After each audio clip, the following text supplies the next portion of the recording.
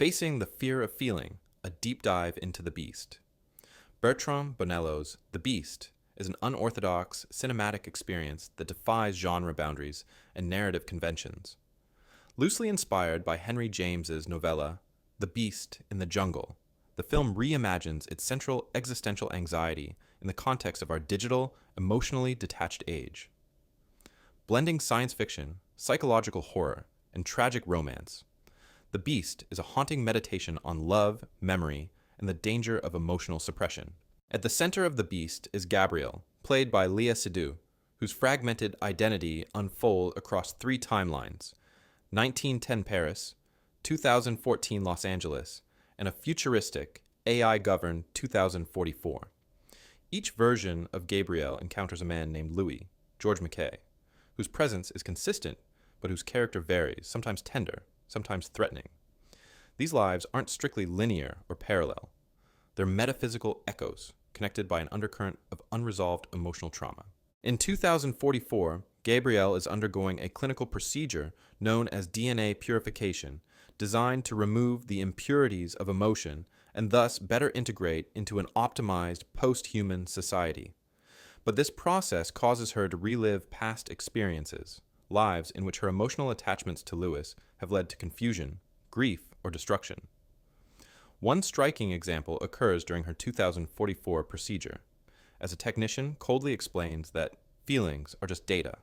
Gabrielle's face flickers with a suppressed anguish, her body shaking as fragmented memories of Louis overwhelm her. Rather than solving her existential pain, the procedure forces her to confront the very emotions she's trying to erase. Bonello has described the film's titular beast not as a literal threat, but as a metaphor, the fear of love itself, or even more precisely, the fear of love. It's a paralyzing dread that lingers throughout the film, shadowing Gabrielle across time, keeping her from fully engaging with her desires, her pain, and her connections to others. In this sense, The Beast is less about romantic fate than emotional repression, and the price we pay when we numb ourselves to avoid real human emotion, and sometimes heartbreak. The 2044 timeline depicts a sterile world where emotions are pathologized, something to be eliminated in the name of efficiency and social conformity. In one scene, Gabrielle's AI companion advises her to delete a memory of Louis, framing emotional attachment as a system error. It's a chilling extension of today's techno-utopian fantasies, where AI, surveillance, and productivity metrics push against the messy unpredictability of human feeling. By contrast, the 2014 timeline brings Gabrielle into confrontation with a real-world manifestation of emotional volatility, a stalker inspired by the incel-motivated Elliot Rodger murders. Here, the danger isn't emotional absence, but emotional entitlement and obsession, a toxic perversion of the love Gabrielle both fears and craves. Louis's 2014 incarnation, played by McKay with unsettling intensity, embodies this duality. His fixation on Gabrielle twists affection into violence, as he slowly morphs from awkward little guy to murderous incel creep. In the 1910 timeline, however, there is an inescapable sense of Gabrielle's repression. Though visually sumptuous, its opulent salons and flowing gowns evoke a romanticized past. The era's rigid social codes suffocate her desires. In one pivotal scene, Gabrielle and Louis lock eyes across a candlelit room, the music swelling with unspoken longing, only to be interrupted by a chaperone. The scene's lush aesthetics clash with its emotional confinement, framing the past not as a refuge, but another iteration of Gabrielle's trapped psyche. Visually and stylistically, Bonello tailors each timeline to its emotional register. The Paris of 1910 is lush, romantic, and painterly, an elegant period drama with an undercurrent of melancholy. The Great Flood of 1910, which slowly submerges the city, becomes a visual metaphor for Gabrielle's suppressed emotions. Water seeps into opulent ballrooms, destroying the pristine surfaces that mask her inner turmoil. The sense of impending doom is omnipresent, yet Gabrielle faces it with a restrained, repressed calmness. She knows there is nothing she can do. The 2014 Los Angeles setting is gritty and unsettling, filtered through the cold lens of a psychological thriller. Bonello heightens the tension with jarring cuts between Gabrielle's sterile, modern apartment and Louis's dimly lit lair, where walls plastered with her photos signal his unraveling psyche. And 2044's minimalist aesthetic, with its white voids, sterile interiors, and AI-filtered dialogue, evokes a chilling dystopia of emotional erasure. These aesthetic shifts are more than artistic flourishes.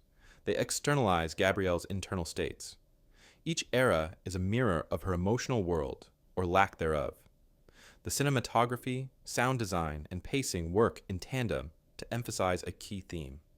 The further Gabrielle drifts from her emotions, the more lifeless her world becomes. Léa Seydoux's performance anchors the film with aching restraint. Whether she's playing a poised Parisian pianist or a disaffected future citizen, she infuses Gabrielle with a subtle but persistent vulnerability. In the 2044 scenes, Seydoux's robotic cadence and vacant stares, punctuated by sudden, almost imperceptible flinches, hint at the emotions clawing beneath her sanitized exterior. George McKay, meanwhile, gives each iteration of Louis a distinct tone, from haunting and aloof to threatening and obsessive, making his character a cipher for Gabrielle's emotional entanglements. Recurring symbols, a sparrow trapped in Gabrielle's 1910 mansion, fluttering against gilded windows, the floodwaters of 1910, the sterile, white rooms of the future, all reflect the persistence of suppressed emotion. The film suggests that no matter how we try to contain, forget, or purify our inner life, it returns in different forms, demanding recognition. The Beast is not a film that yields easy answers. Its narrative ambiguity and genre-shifting structure, mirroring Gabrielle's fractured sense of self, may alienate casual viewers, but for those attuned to its emotional wavelength, it's a deeply resonant experience. Bonello's film doesn't just ask what happens when we fall in love. It asks what happens when we're too afraid to even try. By refusing to resolve Gabrielle's timelines into a neat arc, Bonello resists the very optimization the film critiques. The unanswered questions, is Louis a soulmate or a predator?